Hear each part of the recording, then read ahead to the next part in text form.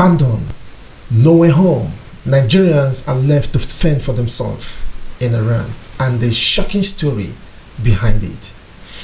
You are watching Global Happenstance, the channel that goes beyond the news, delivering clarity in a complex world.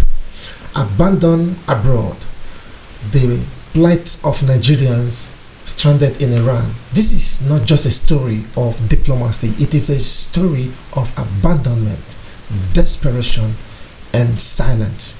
Today we shine light on a growing crisis. Dozens of Nigerian citizens, mostly the Igbo descent, are stranded in Iran. According to them, they have been abandoned to their fate by their own government.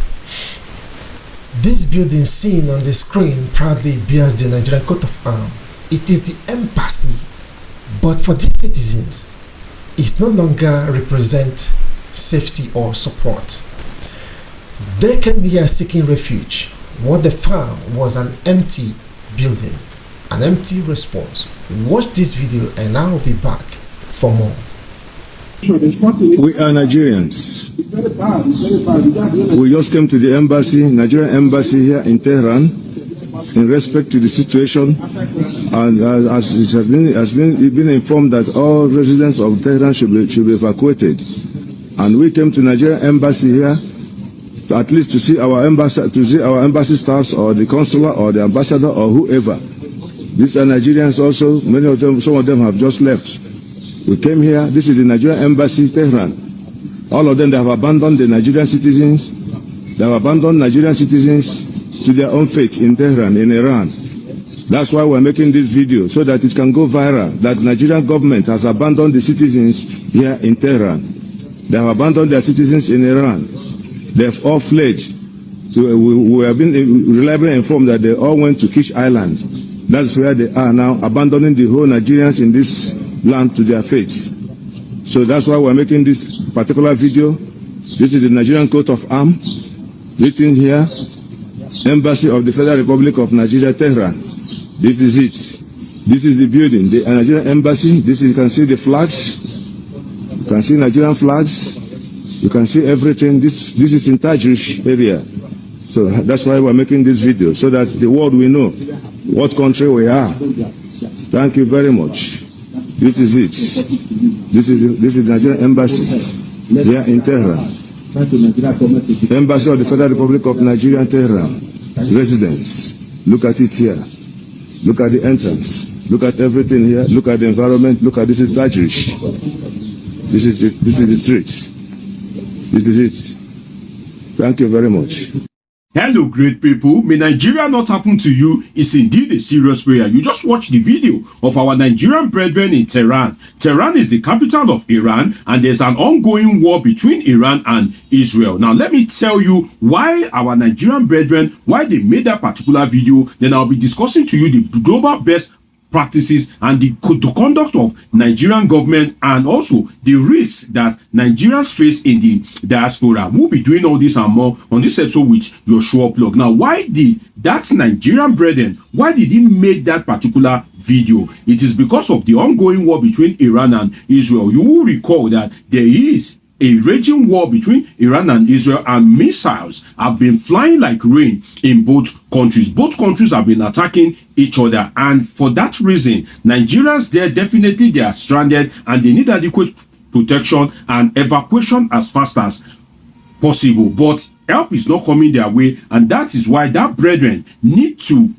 went to the Nigerian embassy in Tehran to make that particular video, perhaps to seek help. But then help is not coming their way. Now let me tell you how serious it is, in the sense that the way missiles have been flying in the air of both Iran and Israel, that brother could be hit by missile at any point in time. Unannounced missile, it will just come boom, and that's the end. So you can imagine the risks that our Nigerian brethren are facing.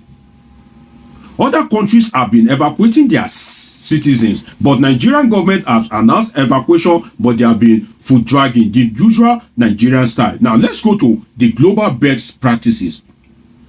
What is the global best practice in this instance? You see, countries, you are to account for your citizens whenever there is a war or whenever there is something, a breakdown of law and order beyond the capacity of the host country. Now, since there is a breakdown of law and order in Iran and Israel, it is the responsibility of Nigerian government to look after the Nigerians in Israel and the Nigerians in Iran. And what they need to do is evacuation. You will recall that when the war between Russia and Ukraine broke out, different countries were evacuating their citizens. And when this war between Israel and Iran broke out, other countries like the United States, the United Kingdom have been evacuating their citizens. So the global best practice is that your country will come for you. But then if you are a Nigerian, well, you are almost on your own, because Nigeria often disappoints when it matters most. Don't take my word for it. As a Nigerian, just think about it. Nigeria as a country, let's tell ourselves the truth, often disappoint when it matters most. In fact, Nigeria have been disappointing people since the day they were born. Some, they were born in a very terrible environment because their parents were poor. They couldn't attend good school. And even if you want to renew passport, just ordinary passport, to renew it definitely is headache. You want to collect driver's license, problem. You want to move from one place to another, traffic, then police harassment. So Nigeria often disappoints, especially when it matters most. Sadly, as it is within the territories of Nigeria, so also it is with people that are in charge of Nigerians in diaspora. Sadly, Nigeria is often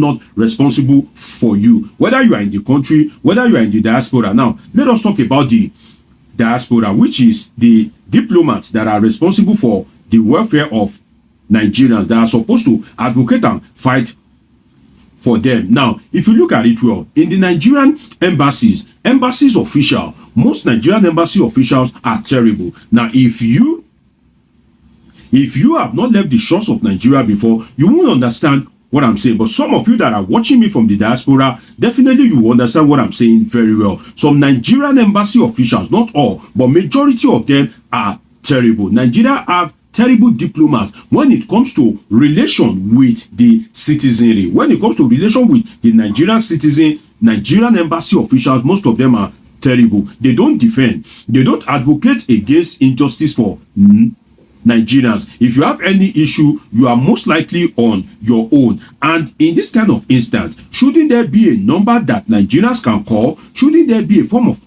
communication in these days of WhatsApp group, in these days of Telegram group, in these days of email? So there's no excuse at all. Imagine if when that our Nigerian brother, when he got there, if he has seen a kind of like communication on the wall that, okay, Nigerians, once you arrive here, this is the number you can call, this is the WhatsApp number that you should join the group, then for further information. Would those people, would they feel alive? Would they feel that hope is coming their way? So Nigerian embassy officials, I know that some of them lack adequate fund, I know that, but then some of them are terrible, and if you rely on them, definitely you'll be in trouble. And if you go to foreign prisons, some of our Nigerian brethren, we know that some Nigerians, they kind of like behave in an unruly manner. We can't take that away. But then some of our Nigerian embassy officials, even if you are on your right, you will not see anybody to fight for you. Some of them are rude,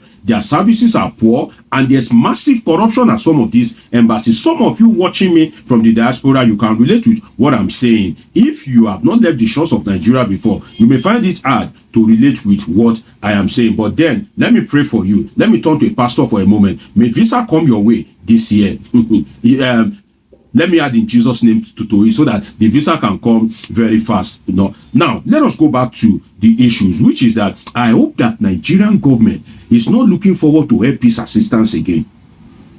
It has become a culture for Nigerian government. Anytime there's an issue, they will food drag. Then when Nigerians in Israel and Iran, when they start receiving missiles, God forbid, then it will now become a national outcry. Then air peace. Shout out to Allen Oyema. It will now be kind of like force or compel or kind of like moved, to say, oh, let us go and evacuate Nigerians in Iran and Israel. I hope that is not the case. I hope Nigerian government is not waiting for air peace to intervene, because if you have 39 billion naira to go and renovate the Abuja International Conference Center that was illogically renamed after President Bola Ahmed Tinubu, then you don't want to tell me that there is no money to evacuate Nigerians from Iran and Israel, and that should be done very swiftly. Now, let us go to something that I find very important based on my experience in the diaspora. What does this war between Iran and Israel, what does it teach us? It teaches us something very important. And one thing that it teaches us is that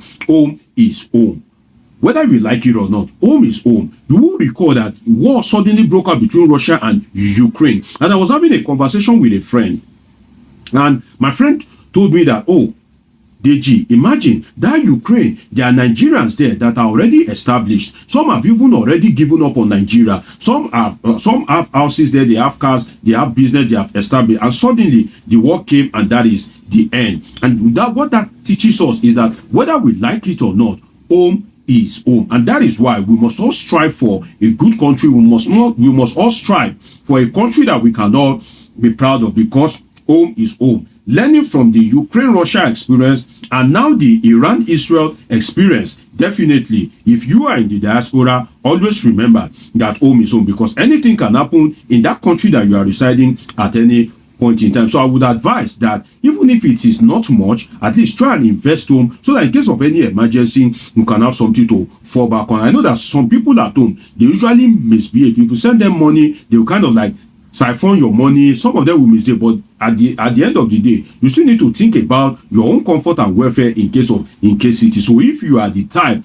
that is well established in a foreign land and you don't care about Nigeria, learn from the Iran-Israel war and learn from the Ukraine-Russia war. So, and the utmost thing is for us to support good governance, so that, God forbid bad thing, in case of incasity, as they usually say, definitely you can have something to fall back on, because like I said, home is home. So if you are the type that support bad governance, definitely, if you think you are comfortable where you are, if war meets you in that country, the Nigeria that is not good, the Nigeria that you vow not to step your foot in, you will be begging to come back to that Nigeria, and you will meet Nigeria in the deplorable state that it is. I wish the people in Iraq.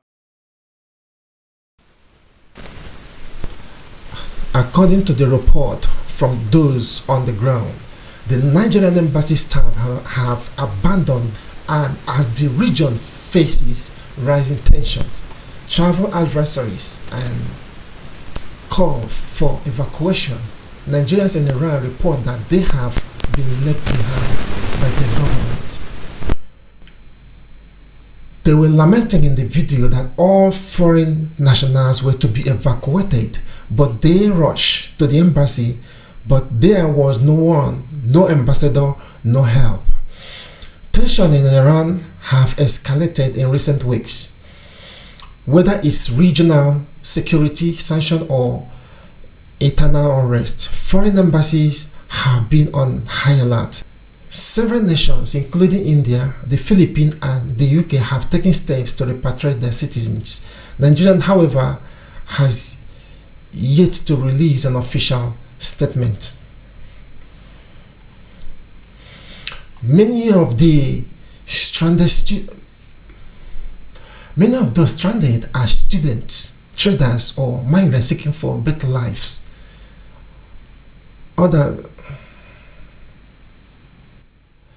Many of those stranded are students, traders, or migrants seeking for better life. Some have been in Iran for years, others only months. Quote and unquote, we came here hoping to make a living, but now even survival is uncertain. We have no food, no support, and our embassy has vanished. It is not just a diplomatic failure, it is a humanitarian crisis. For many Igbos in Iran, this feels like a familiar wound, a long history of marginalization and neglect. We saw this same heartbreaking scenario unfold in Ukraine when Russia began its special military operation. Nigerians once again found themselves stranded and overlooked. Let me hear from you what your experience has been like in trying to leave Ukraine. It was, first of all, it was really hard getting on the train from Krakow because at first when we were at home, they told us the train was by 12 and we left the house by 10. On getting to the train station, they said it's been moved to 3 o'clock. We waited till 3, waited till 4. Then by 4, they said, okay, we have to wait till 9 p.m. So people got discouraged. A friend of mine that was even there, she left because she was like, maybe she'll come back. I should call her when it's there. So while we were waiting at around 5, the train arrived, and that was how everybody was struggling to get on the train. My God, it was a really, really horrible thing. So as we were trying to get close to the train, we started hearing like bombs, like the bomb noises, like the blast became really, really loud, and you could see the smoke and the light. And it was almost like just so people started running down, like back into the train station. So that was how I was able to even get close to the train. I don't even know, if not for people being scared and running away from the blast, I don't think I'd have able to get on the train because there are a lot of people, families, kids. There's a very, very terrible sight. People getting injured. I think someone was just, so when I got close, trust Ukrainians, they wanted to put their people first, which is understandable, but at the same time, it's okay to do like children first, women first, then you take that in line. But we were able to fight and we got on the train, and it was hell on the train. At some point, the train stopped. They asked us all to off our lights. Nobody should, like, we should close all our windows, and we stayed still for over 30 minutes, 20 to 30 minutes, I think, we were waiting because when I looked out my window, I could literally see the rocket or whatever going off. Because I think these past 2 days have been the longest 2 days of my life. It felt like months. The trip in general was over 28 hours because I was coming from one end to the other. I was coming from Eastern Ukraine where they were already attacking. That is Kharkov. And I was going down to Uzhgorod. Uzhgorod shares a border with Hungary. So that was where I was able to cross. Sure. So the people on the Hungarian border, they're actually nice, but they won't let you in on foot. They won't let you in on foot. You either have to come in a private car or use the bus. So at the border there, the soldiers, they asked us to go to the train station, and the train station would take us through.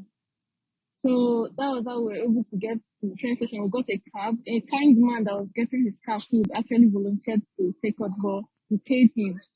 So he took us to the Vokzal, the train station. That one was a whole new hell on its own.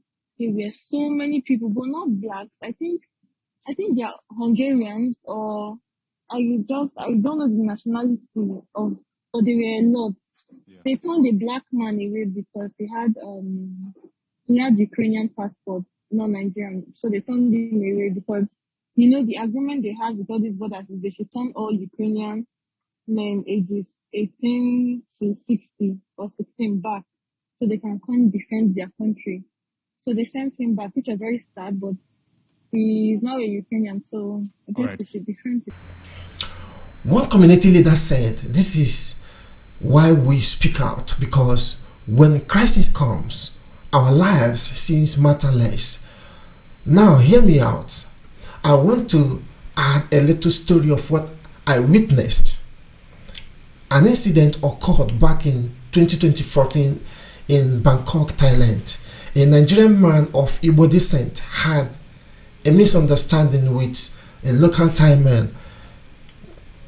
The disagreement escalated into a physical altercation, and the Nigerian man overpowered the Thai man in the fight. Unfortunately, some of the Thai man's friends were nearby and witnessed the incident. They rushed over, surrounded the Igbo man, and beat him mercilessly with objects. He sustained severe injuries and was immediately taken to the hospital. The following day, his friends went to visit him at the hospital, but to their surprise, The hospital management refused to allow them in. They returned on the second day as a group. After a heated exchange with the hospital staff, they were finally granted access, only to discover, to their shock, that their friend had died the previous day. What was even more disturbing was that his body had been cut open from the chest down to the abdomen. When they questioned the hospital about this, the staff claimed they had performed an autopsy. This raised serious concerns, as no consent had been given by any family members or next of kin. The group of Nigerians took the matter to the Nigerian consulate. However, instead of personally visiting the hospital, the consul sent another man in his place. Shockingly, the hospital staff chased him out, refusing to cooperate. This left many wondering, how could someone sent to represent the Nigerian government lack the authority to stand his ground? The question is, which way forward? How did we come to a place where we are rejected and not by strangers but by our own? Just the other day, I came across a video on YouTube. The host was South African, but the caller, a woman claiming to be Cameroonian. What shocked me wasn't her story, it was how quickly she spoke ill of evangelist Ebuka Obi. It didn't sit right. You see, her accent, her choice of words, everything pointed to one truth. She wasn't Cameroonian, she was Nigerian. And sadly, some of us have grown so bitter, we now pretend to be outsiders just to tear each other down. The truth is, no Cameroonian or any true African brother speaks that way about the Igbo, unless they have first been influenced by the noise within our own walls. And that is the real tragedy. The wounds we carry aren't just from the outside, they are from within. Years later, I came to the painful realization that the consulate's action may have been intentional. At the time, the consul was a Yoruba man. He played him a game. He played the Igbos. Let's call spade a spade. I'm even more surprised that the video clip is not online anymore. I have searched for it, but couldn't find it. Videos now circulating online show desperate Nigerians outside the embassy gates, holding Nigerian flags, pleading for response, not just from officials, but from the world. As of now, the Nigerian Ministry of Foreign Affairs has not addressed the situation publicly. There is no confirmed evacuation plan, no press release, and no effort to clarify why the embassy in Iran appears deserted. The silence speaks volume, and that is why these stranded Nigerians made the video, not just to tell their story, but to make it go viral, to reach Abuja and the world. Quote and unquote, we are not criminals, we are Nigerians, we need help. If you are watching this, share this video, tag your lawmakers, send message to the Ministry of Foreign Affairs, make noise until someone listen. This is Global Happenstance, where we break down headlines, amplify voices, and expose what others ignore. Like, comment, share, and subscribe for more global reactions that matters. I am Chi. Thanks for watching. and don't stay silent.